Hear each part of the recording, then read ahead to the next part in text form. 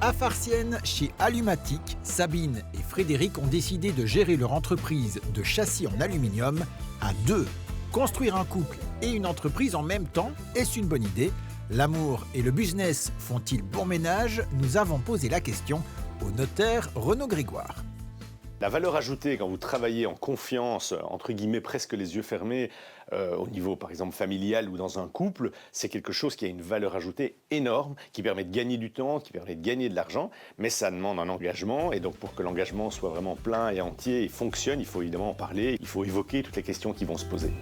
Retour chez Alumatic, ou plutôt chez Sabine et Frédéric, dans les ateliers où l'on crée les portes automatiques et les châssis pour toute une série d'enseignes prestigieuses. C'est bien le couple qui est aux commandes, avec à la clé une ambiance très familiale. Nous sommes actuellement 68 personnes, bureaux et chantiers. Nous avons une grande stabilité au niveau de notre personnel, notamment le personnel ouvrier. Mais c'est resté familial, c'est une volonté malgré tout, oui. Concrètement, ça se passe comment? Eh bien, cela se passe bien, et ce depuis 22 ans. Ici, toutes les décisions sont prises en commun. Pour nous, c'est une équipe gagnante parce qu'en fait, on a la même vision des choses sur à peu près tous les sujets de la vie. Donc, on n'a pas vraiment besoin de se concerter pour se comprendre. Mais cette réussite est aussi basée sur une bonne répartition des tâches qui est venue assez naturellement. Souvent, on voit l'image d'une épouse qui reste dans le côté administratif. Ici, pas du tout.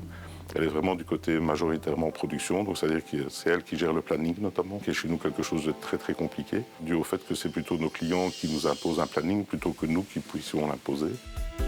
Il y a donc pas mal d'avantages à travailler en couple. Complémentarité dans les tâches, qualité de la communication, confiance, surtout si l'on a bien encadré les choses.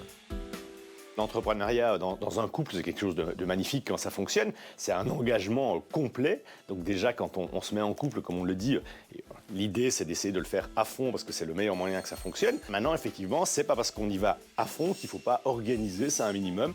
On pourrait, si par exemple un des deux a déjà commencé un business et que l'autre le rejoint, évoquer ça dans le contrat de mariage, mais c'est aussi dans les statuts de la société. Si on fait une société et qu'on développe le business, prévoir des clauses particulières entre actionnaires, et enfin éventuellement une convention d'actionnaires qui est en dehors des statuts, qui est de dire ok, qu'est-ce qui se passe si jamais à un moment donné on ne devait pas continuer la route ensemble. On sait que de nombreux aléas peuvent perturber la vie d'une entreprise, il est donc crucial de minimiser les risques liés à l'existence d'un couple parmi les associés.